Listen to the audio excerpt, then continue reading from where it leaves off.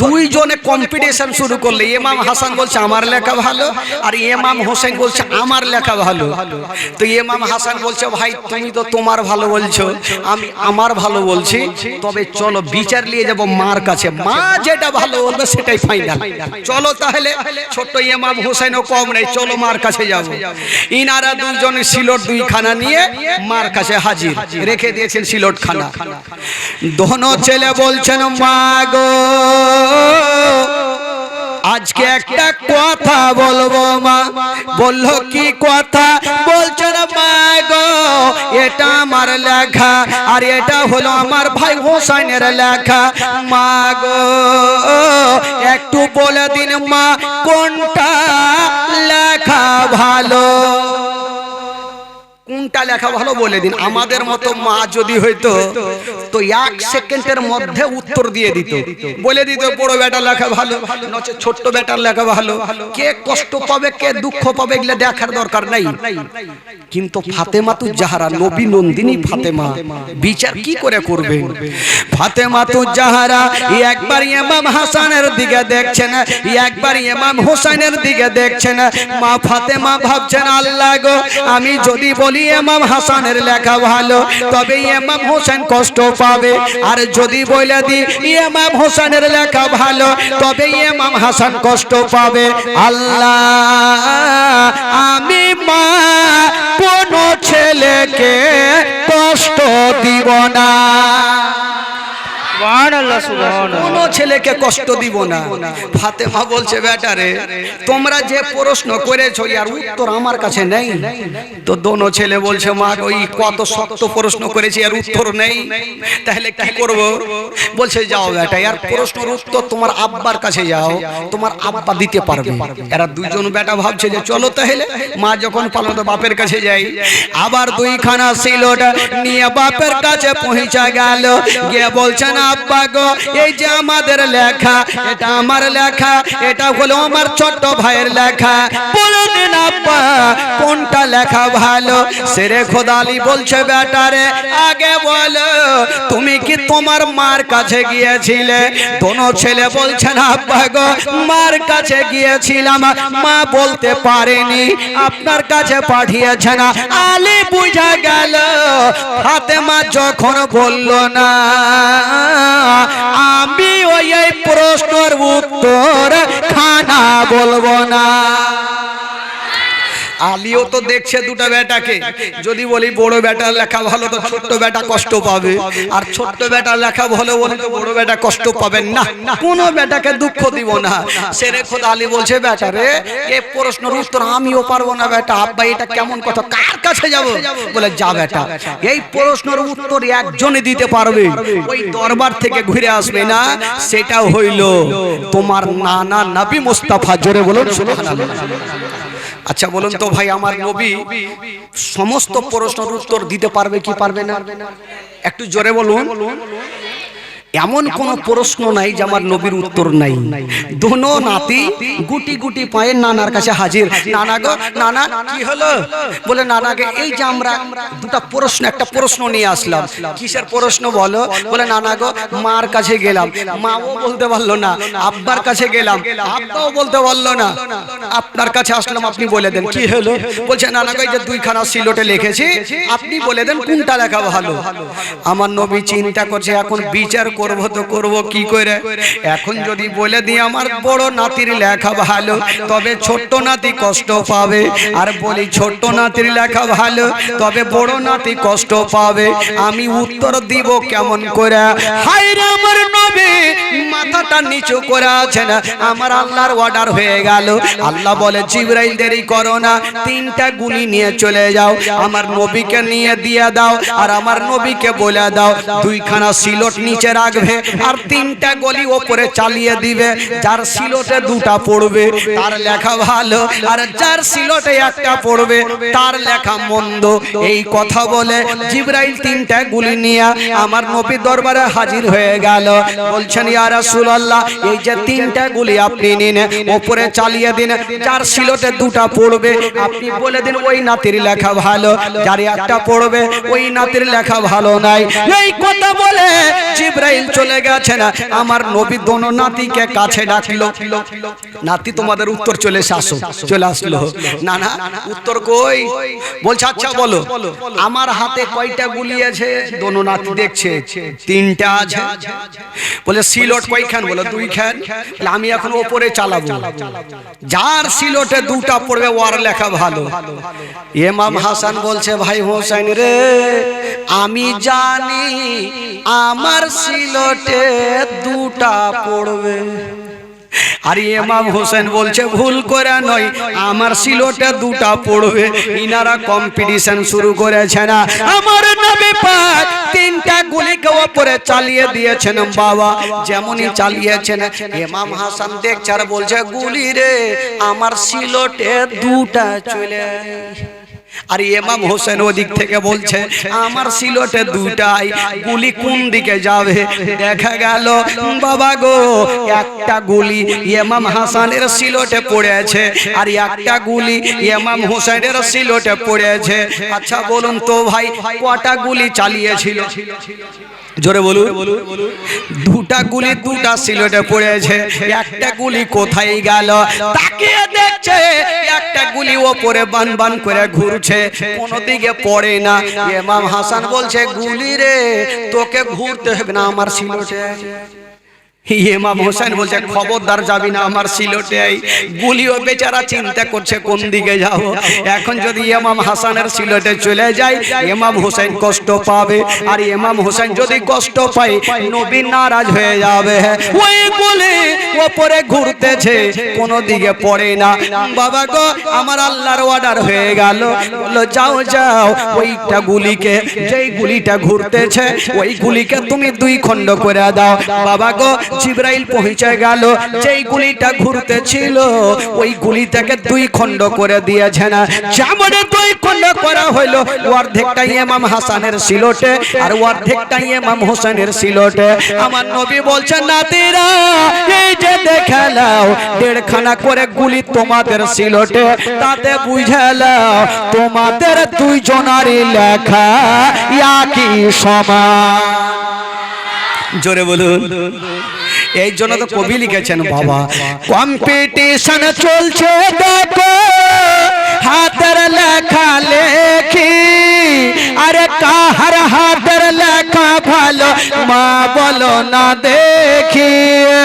Competition চলছে দেখো হাতের লেখা লেখি কাহার হাতের লেখা ভালো মা বলো না দেখি মা বলো না দেখি তারিখে তার ঘোষণা দুইজনে সমান তারিখে তার ঘোষণা দুইজনে সমান ধীরে ধীরে চলেন নবী ঈদগাহের ময়দান দুই কাঁধেতে চেপে আছেন আমার হাসান হোসেন ধীরে ধীরে চলেন নবী ঈদগাহের ময়দান ও ফোরাত নদী বন্ধ করে মিটবে কি মনের আশা আর 3 দিন কেন 7 দিন রই পরে পিপাসা ফোরাত নদী বন্ধ করে মিটবে কি মনের আশা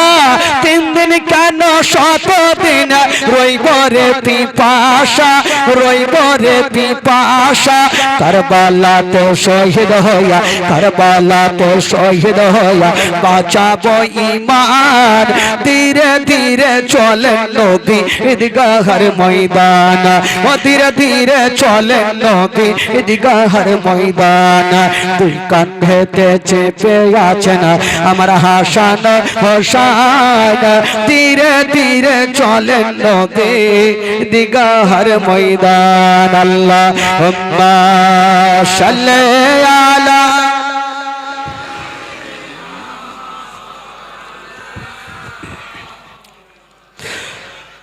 ওয়ালালে সাইয়্যিদিনা ওয়ালালে सैयदना मौलाना मोहम्मद सल्लल्लाहु ताला अलैहि वसल्लम।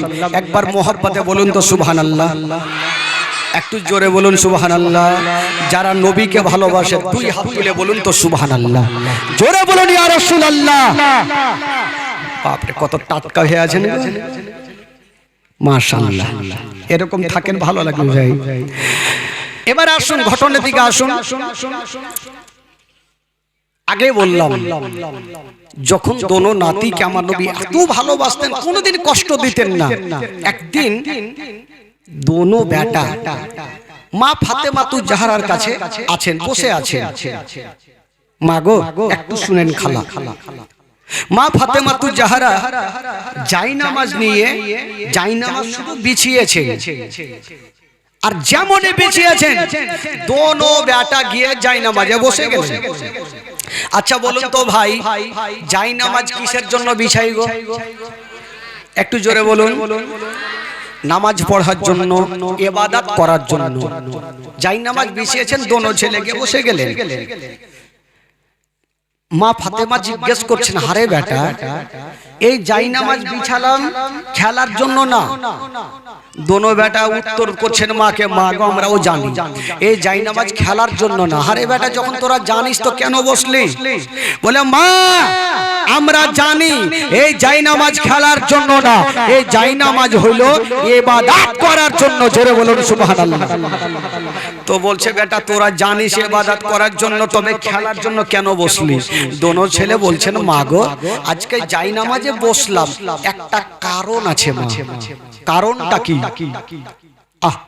দোনো ছেলে বলছে মা গো আচ্ছা বলেন তো মা, আমরা কি প্রচুর গরিব হয়ে গেছে নাকি? আমরা কি প্রচুর গরিব? এই কথা যেমনই বলতে নেই, নবী নন্দিনী ফাতেমার অন্তরখানা ফেটে গেল, ঝরঝর করে চোখ দিয়া পানি। ফাতেমা বলছেন বেটা রে এই কথাটা তোমরা কেন গরিবের কথা বললে বেটা বলো? বলছেন মা গো আমরা যদি গরিব না হয়ে মা, তবে একটা কথা বলেন মা কালকে কোন দিন আছে মা? বলছে বেটা রে কালকে তো হলো ঈদের দিন রে বেটা।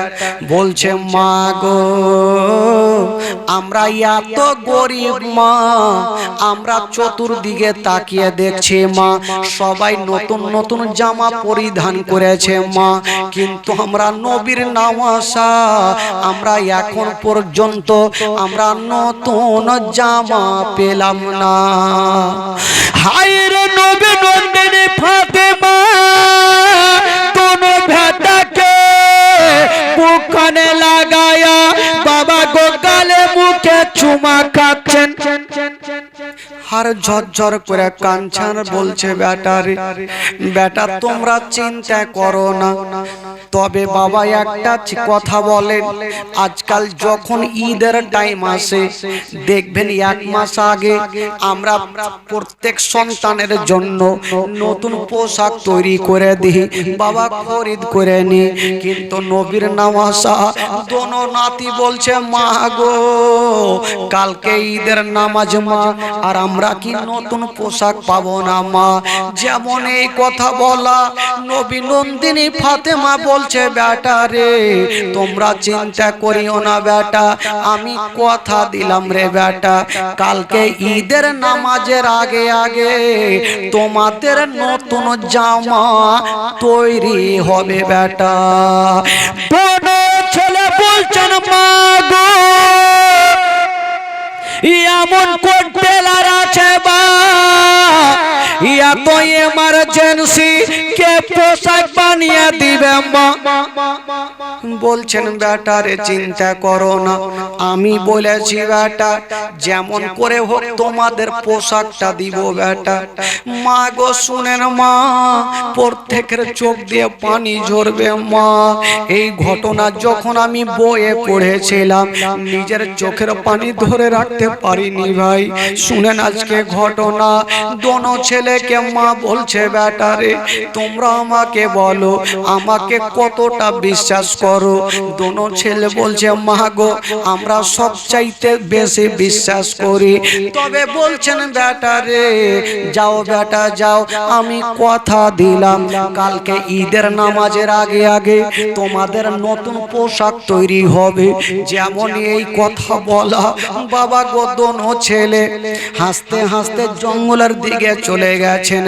কিন্তু নবী নন্দিনী ফাতেমা কোথায় থেকে পোশাক দিবেন বাবা? ফাতেমা তুজারা সাজদাতে পড়ে গেলেন। যেমন সাজদাতে পড়ে গেছেন আল্লাহর কাছে দোয়া করছেন, আল্লাহ আমি ওয়াদা করেছি আল্লাহ আমার দোনো ছেলেকে পোশাক দিব। আল্লাহ আমার বাড়িতে টাকা নাই পয়সা নাই, আমি পোশাক কেমন করে দিব? ফাতেমা সাজদায় পড়ে গিয়ে কাঁদছেন। কোন ফাতেমা? আল্লাহর দরবারে ফাতেমার দোয়া কেমন করে কবুল হবে না ভাই? মা বোনদের মতো মা ছিল না। ওই ফাতেমার ইবাদত কেমন ছিল বাবা? সন্ধ্যাতে সাজদাতে যেতেন, সারা রাত পার হয়ে যেত, মা গো একটা সাজদা খতম হইতো না।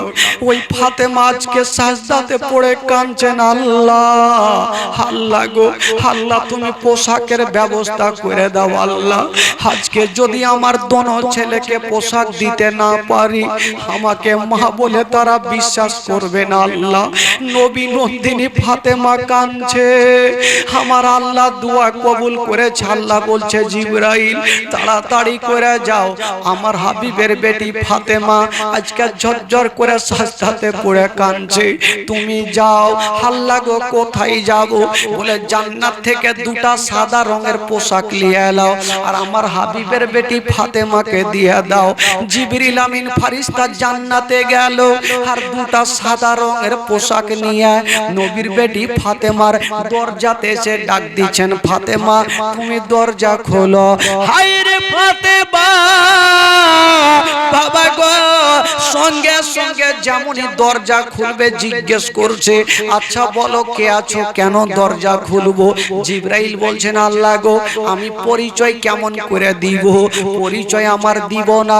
জিবরাইল বলছে দরজা খুলো ফাতেমা, আমি অন্য কেউ নই, আমি হলাম ইমাম হাসান হোসাইনের দর্জি। জোরে বলুন সুবহানাল্লাহ। আমি হলাম ইমাম হাসান হোসেনের দর্জি। ফাতেমা ভাবছেন আল্লাহ আমি তো দর্জিকে ডাকিনি, তবে কেমন করে আসলো? যেমনই দরজা খুলেছেন দেখছেন একটা লম্বা লোক দাঁড়িয়ে আছেন, হাতে পুটলি নিয়ে। বাবা গো পুটলি খানা ফাতেমাকে দিলেন, ফাতেমা কোনো কথা বললেন না। ওই জিবরাইল চলে গেলেন, ফাতেমা দরজা লাগিয়ে দিয়েছেন।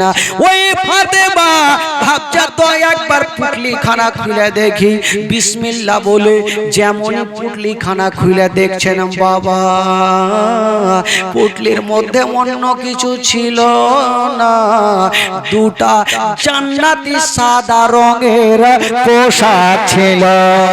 সুবহানাল্লাহ, জোরে জোরে। দুটা জান্নাতি পোশাক ছিল বাবা গো। এবার ফাতেমা তুজাহারা দুই রাকাত শুকরানা নামাজ আদায় করলেন। আমার ছেলেদের কাছে আমি বিশ্বাস্ত হয়ে গেলাম বাবা গো। যখন সকাল হয়ে গেল এবার আমার নবী ভাবছেন আল্লাহ একবার যাই দেখি আমার নাতির জন্য আমার বেটি কোনো নতুন পোশাক নিয়েছে কিনা। আমার নবী চলে আসিল, বলছেন বেটি রে আচ্ছা বলো আমার নাতিদের জন্য পোশাক কোথায়? বলছেন আব্বা গো ওই যে টেবিলে রাখা আছে দেখেন। আমার নবী পোশাকগুলা দেখছেন আর বলছেন ফাতেমা আচ্ছা বলো রে মা বলো এই পোশাকটা তুমি কোথায় পেয়েছো? বলছেন আব্বা গো জানি না একটা লোক দিয়ে গেছে। বলছেন ফাতেমা তোমাকে বলে দি রে মা এটা দুনিয়ার পোশাক নয়, এটা হলো জান্নাতি পোশাক, এটা হলো জান্নাতি পোশাক। তবে বেটি রে আচ্ছা বলো তোমাকে কেটা দিয়ে গেছে? আব্বা চিনি না। বলছো বেটি রে তুমি তাকে চিনো না, কিন্তু আমি নবী তাকে চিনি। আব্বাকে বলছে বেটি রে, আমি যেমন সমস্ত নবীদের সর্দার, যেই লোকটা তোমাকে পোশাক দিয়ে গেছে সেই লোকটা হলো সমস্ত ফারিস্তাদের সর্দার। আমি যেমন সমস্ত নবীদের কমান্ডার, যেই লোকটা তোমাকে পোশাক দিয়ে গেছে ওই লোকটা হলো সমস্ত ফারিস্তাদের কমান্ডার, তার নাম হলো জিবরাইল। ফাতেমা খুশি। দেখেন ভাই ঘটনা কোন দিকে যাচ্ছে। এবার আমার নবীকে জিজ্ঞেস করছেন ফাতেমা, আব্বা আপনার নাতিকে আপনি পোশাকগুলো পরিয়ে দেন। আমার নবী বলল ঠিক আছে আমি পরিয়ে দিচ্ছি। বড় নাতিকে ডাক দিবেন, এই মুহূর্তে আমার আল্লাহ জিবরাইলকে ডেকে বলছেন জিবরাইল যাও আমার নবীকে কানে কানে বলে দাও, আগে জিজ্ঞেস করবে তাদের নাতিকে কোনটা রং নিবে। যদি তারা অন্য রং, এখন তো সাদা আছে, যদি তারা অন্য রং নেই আমার নবীকে বলবে এক চুল্লু পানি নিয়ে পোশাকে ছিটা মারবেন, আমি আল্লাহ রংটা পরিবর্তন করব। ঠিক কথা জিবরাইল আমার নবীর কানে কানে বলে চলে গেলেন। আর যেমনই গেলেন আমার নবী বড় নাতিকে ডাকছেন, বলছেন বলো নাতি আমার তুমি কোন রংটা পছন্দ করো। ইমাম হাসান একবার ওপর দিকে নজর করেছেন বাবা, আর নিচের দিকে নজর করে একটু চোখটা বন্ধ করে বলছেন নানা গো, নানা গো আমি কালো নেব না, নানা হলুদ নেব না, লাল নেব না, নানা গো আমি সব চাইতে সবুজ রংটা পছন্দ করি। আমার নবী এক চুল্লু পানি ছিটা মারলেন, ওই সাদা জামা সবুজ হয়ে গেল। ইমাম হাসানকে পরিয়ে দিয়েছেন, ইমাম হোসেনকে ডাক দিচ্ছেন ভাই বলো তুমি কোন রংটা পছন্দ করো। ইমাম হোসেন চোখটা বন্ধ করে খুলে বলছেন নানা গো আমি কালো নেব না, হলুদ নেব না, সবুজ নেব না, সাদা নেব না, নানা গো আমি সব চাইতে লাল রংটা পছন্দ করি। আমার নবী পানি ছিটা মারলেন, লাল হইল। ইমাম হোসেনকে পরিয়ে দিয়েছেন, ইমাম হাসান সবুজ, ইমাম হোসেন কি বলে লাল। দোনো নাতি পোশাক পরে কত আনন্দ করছে ভাই বাইরে। কিন্তু বেরাদের একটা কথা বলি ভাই, আজ যদি কোনো বাপ কোনো নানা যদি নাতিদের পোশাক পরায় ঈদের দিনে তার চোখ দিয়ে পানি ঝরবে না, খুশি করবে। নাতিদের খুশিতে নানার খুশি, বেটাদের খুশিতে মায়ের খুশি, বেটাদের খুশিতে বাপের খুশি।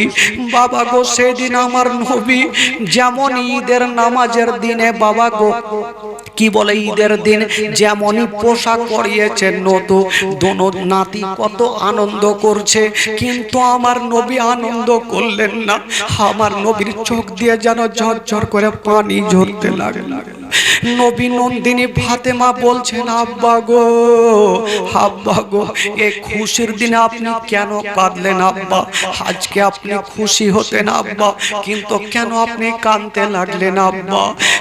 নবী বলছেন বেটি রে আজকে কেন কাঁদলাম মা, যদি তোমাকে বলে দিই মা তোমার পা থেকে জমিন সরে যাবে রে মা, তুমি সহ্য করতে পারবে না। বলছেন আব্বা গো কেন কাঁদছেন বলুন? বলছে বেটি আমি তোমাকে বলবো না। বলছেন আব্বা গো আপনার সব দুঃখের কষ্ট আমি জানি, একটু বলুন আব্বা কেন কাঁদছেন? বলছেন বেটি রে তবে শোনো মা আমি কেন কাঁদছি তোমাকে বলে দিরে মা। ওরে বেটি ফাতেমা ওই যে দেখছো মা আমার বড় নাতিকে আজকে সবুজ রংটা পছন্দ করেছে মা, শুধু আজকে সবুজ রংটা দেখছো তা নয় রে মা, এমন একটা সময় আসবে দুশ্মনেরা আমার বড় নাতিকে বিষ পান করাবে, বিষের জ্বালাতে সমস্ত চেহারার সবুজ হয়ে যাবে। এই জন্য আমার বড় নাতি সবুজ রংটা পছন্দ করে নিয়েছে মা। যেদিন সবুজ রং হয়ে যাবে সেদিন আমার নাতি বড় নাতি শহীদ হয়ে যাবে রে মা, এই জন্য আজকে তার রংটা পছন্দ করেছে। ওরে বেটি ফাতেমা আজকে আমার ছোট্ট নাতি লাল রংটা পছন্দ করেছে, এমন একটা সময় আসবে রে মা দুশ্মনেরা কারবালার প্রান্তরে ৭২ খানা তীর আমার হুসাইনের সিনাতে লাগবে রে বেটি। যেই সমাতে তীর লাগবে রে মা। মারে সেদিন আমার হুসাইন শহীদ হয়ে যাবে, গোটা কারবালা রক্ত লাল লাল হয়ে যাবে বেটি রে। ওই জন্য আজকে আমার হুসাইন আজকে লাল রংটা পছন্দ করেছে রে মা। যেমন এই কথা বলতে হাইরে নবী নন্দিনী ফাতেমা ডুবরে ডুবরে কাঁদতে লাগলো। আল্লাহ গো, আমার বেটাদের এত কঠিন পরীক্ষা হবে গো আল্লাহ। ফাতেমা একদিকে কাঁদছেন, আমার নবী বলছেন বেটি রে তুমি কান্দিও না রে মা, কান্দিও না। আমাকে জিবরাইল কানে কানে বলে গেল, আমার নবী ডাকছেন সালমাকে, ওরে সালমা এই যে জিবরাইল আমাকে মাটি দিয়ে গেল, এই মাটিটা নিয়ে যাও আর একটা শিশির ভিতরে ভরে দাও। ওরে সালমা শুনো, যেই দিন দেখবে এই শিশির ভিতরে ওই মাটি খানা রক্ত হয়ে গেছে, সেদিন আমার হোসেন কারবালায় শহীদ হয়ে গেছে। হাইরে কোন মা যদি জানতে পারে আমার বেটা অ্যাক্সিডেন্ট হয়ে মারা যাবে, বলুন তো ওই মায়ের আগে দিলটা কেমন করবে ভাই? সন্তান যদি কষ্ট পায় তার থেকে মায়ের কলেজা খানা বেশি কান্দে। ফাতেমা দোনো বেটাকে টেনে বুকখানে লাগিয়েছেন বাবা। দোনো বেটা বলছেন মা গো তুমি কেন কাঁদছো মা? ফাতেমা বলছে না বেটা রে, তোমাদের এই রকম হয়ে শহীদ হবে কিছুই বললেন না, কিন্তু সেদিন যদি ফাতেমা আল্লাহর কাছে দোয়া করত, আল্লাহ সঙ্গে সঙ্গে দোয়া কবুল করে নিত। কিন্তু বেরাদারা ইসলামকে বাঁচাবার জন্য বাবা গো ইমাম হাসান হোসেন সেই ইসলামের খাম্বা খুঁটিকে ধরে থাকবে। আমার নবী একদিকে দাঁড়িয়ে দাঁড়িয়ে কাঁদছে, দোনো নাতি গিয়ে বলছে না না গো, না না গো আজকে আপনি পোশাক পরালেন কেন কাঁদছেন? না না, আমার নবী সহ্য করতে পারলেন না। দোনো নাতিকে মুখখানে লাগাইয়া গালে মুখে চুমা খাচ্ছেন আর বলছে ওরে নাতিরা তোমরা চিন্তা করো না, চলো চলো আমি তোমার নানা, তোমাদের আমি ঈদগাহ ময়দানে নিয়ে যাব। বেরাদার বন্ধুরা, আমার নবী দোনো নাতিকে ঘাড়ে চাপিয়ে আমার নবী ঈদগাহ ময়দানে নিয়ে যাবেন। এই জন্য তো কবি লিখেছেন বাবা, দুই কান্ধেতে চেপে আছে না আমার হাসানো হোসাইন, ধীরে ধীরে চলেন নবী ঈদগাহের ময়দান, ও ধীরে ধীরে চলেন নবী ঈদগাহের ময়দান। কাল সকালে ঈদের নামাজ পড়ব মা জননী, এখনো কি নতুন পোশাক কিনা মোদের হয়নি। কাল সকালে ঈদের নামাজ পড়ব মা জননী, এখনো কি নতুন পোশাক কিনা মোদের হয়নি, কিনা মোদের হয়নি। জন্নত রানী মা ফাতেমা, জন্নত রানী মা ফাতেমা করোনা বয়ান, ধীরে ধীরে চলেন নবী ঈদগাহের ময়দান, ও ধীরে ধীরে চলেন নবী ঈদগাহের ময়দান। দুই কাঁধেতে চেপে আছেন আমার হাসান হোসাইন, ধীরে ধীরে চলেন নবী ঈদগাহের ময়দান।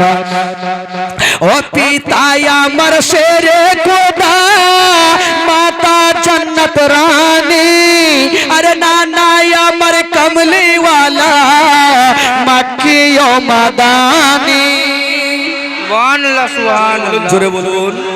ও পিতায় আমার শেরে খোদা, মাতা জন্নত রানী, নানা আমার কমলি ওয়ালা মক্কি ও মাদানী, মক্কি ও মাদানী। লুটিতে পারে নিশান, লুটিতে পারে নিশান এই জিদ মারওয়ান, লুটিতে পারে নিশান এই জিদ মারওয়ান। ধীরে ধীরে চলেন নবী ঈদগাহের ময়দান, ও ধীরে ধীরে চলেন নবী ঈদগাহের ময়দান। ও ফোরাত নদী বন্ধ করে মিটবে কি মনের আশা, আরে 3 দিন কেন 7 দিন রইব রে পিপাসা। ফোরাত নদী বন্ধ করে মিটবে কি মনের আশা, তিন দিন কেন শত দিন রইব রে পিপাসা, রইব রে পিপাসা। কারবালাতে শহীদ হইয়া, কারবালাতে শহীদ হইয়া বাঁচাবো ঈমান। ধীরে ধীরে চলে নবী ঈদগাহের ময়দান, ও ধীরে ধীরে চলে নবী ঈদগাহের ময়দান। আল্লাহুম্মা সাল্লি আলা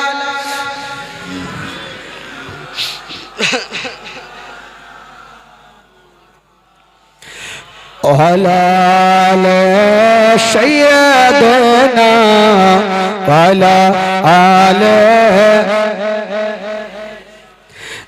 مولانا محمد صلى الله تعالى عليه وسلم। একবার মোহব্বতে বলুন তো সুবহানাল্লাহ।